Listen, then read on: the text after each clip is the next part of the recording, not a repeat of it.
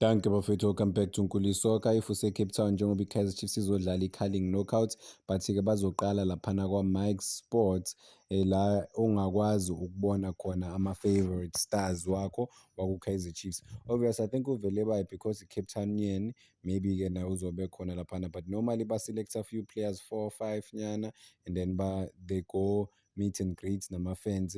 And enye into e-right enhle ukuthi la aba-100 abazofika kuqala laphana esitolo bazothola ama-free tickets okuyobukela igame against i-Stellenbosch.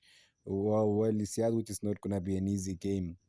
But-ke i-Stellenbosch bayashaya isikhathi esiningi. I'm not expecting ukuthi i-Stellenbosch ishaye i-Kaizer Chiefs, but-ke it's a game of football, it's unpredictable, you never know. So njengoba ba-advertise ngoBatman, uBatman akekho eSouth Africa bafethu, ule echile ne-under 20, but I think ba-advertise ngaye because wase-Cape Town, inovele bo-2 abase-Cape Town, so maybe-ke I mean, it makes sense ukuthi ba-advertise ngabo because ama-Cape Townians. I-50 Bree Street from 11:30 to ngo-1 kusho ukuthi it's gonna be like is it 1 hour 30 minutes? Yes, 1 hour 30 minutes. Kaizer Chiefs supporters bazobe bekhona ba-engage nama-fans azobe khona laphana. So if you would like to meet your heroes ukwazi ukukhuluma nabo straight direct, so you make your way to laphana kwa-Mike Sports la i-Kaizer Chiefs izobe ikhona. Well, yeah, i-Kaizer Chiefs isikhumbuleni bafethu ukuthi ibuya kuma-difficult results la kulama game lawo ibuya kuwo kube nzima kakhulu ukuthi ithole ama-results, especially on domestical competition or domestic competitions, even i-league. Sikhuluma nge-league mangithi domestic. But-ke manje bodlala i-Carling Knockout. It's not gonna be an easy game. It's gonna be super tough, super exciting at the same time because they are expected to win the game in order to build that momentum yokuthi bayi-Kaizer Chiefs at the same time bazo-compete this season. They're not just gonna sit and babukela abantu nje bazenzela, bathe bona bafuna ukucompete for wonke ama-cup competitions laphana on offer, so kumele baziprove ngempela this upcoming weekend against i-Stellenbosch. Njengoba bengishilo ukuthi i-Stellenbosch bayashaya, but-ke I think ama-team amaningi angaba excited ukudlala ne-Kaizer Chiefs at the moment. Why? Because i-momentum i-Kaizer Chiefs low. They're able to create opportunities, but abawathathi lawo ma-opportunities lawo.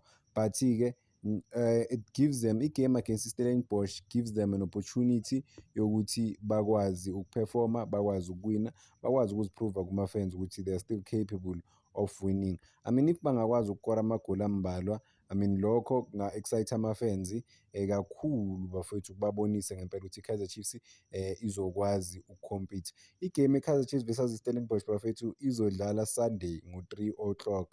Ngeke idlale i-Saturday because Saturday angithi benza lama-activations wakhona, possibly maybe Cape Town balendile-ke namhlanje njengoba kuyi-Friday.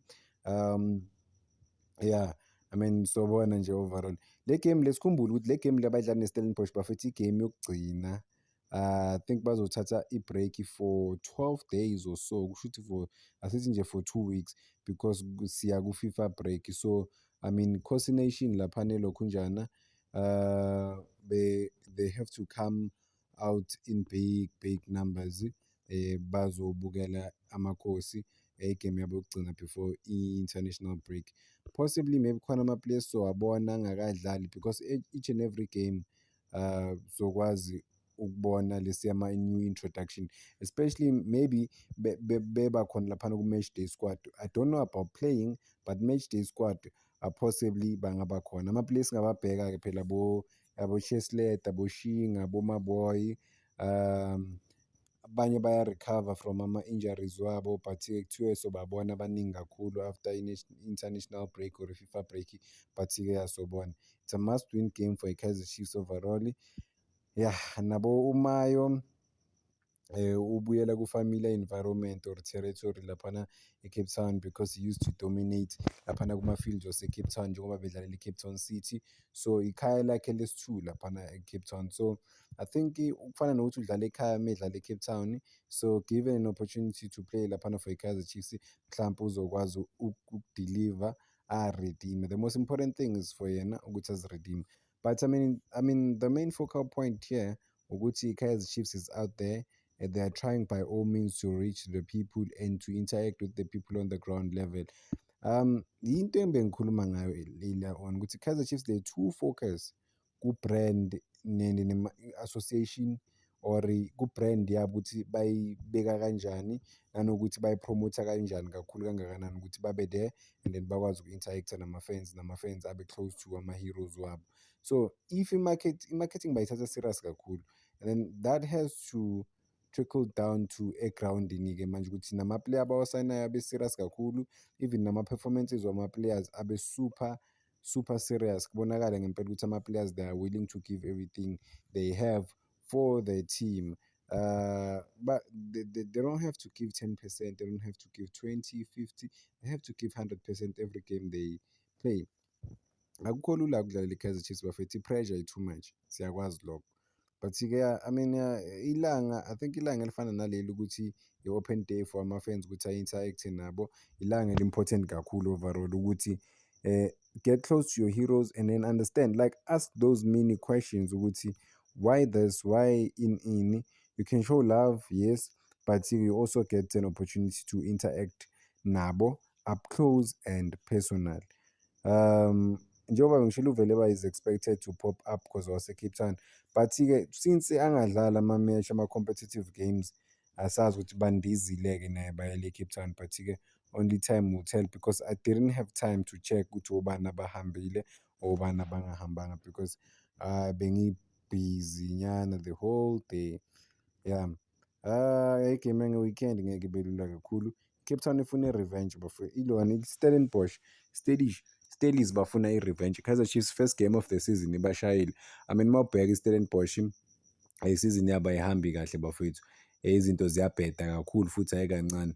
So I mean playing against Kaizer Chiefs could possibly be a turning point yesizini yabo if bayakwazi ukuthola ama-results laphana.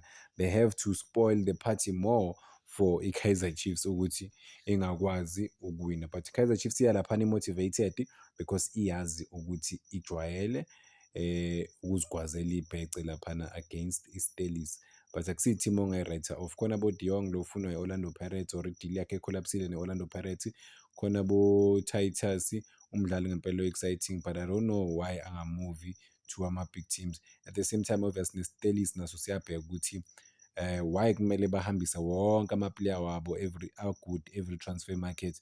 They blocked uDe Jong ukuthi angahambi against aye ku-Orlando Pirates laphana because they needed a suitable replacement for yena.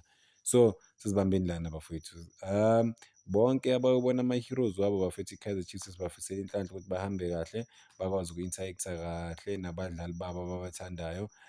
So babona stadium abantu base-Cape Town, they love Kaizer Chiefs, they'll be out in big numbers. So bona ukuthi Kaizer Chiefs izo-react-a kanjani overall laphana e-Cape Town because they know very well ukuthi baningi kakhulu abantu abaza njalo bezobukela i-Kaizer Chiefs. Danko bafowethu.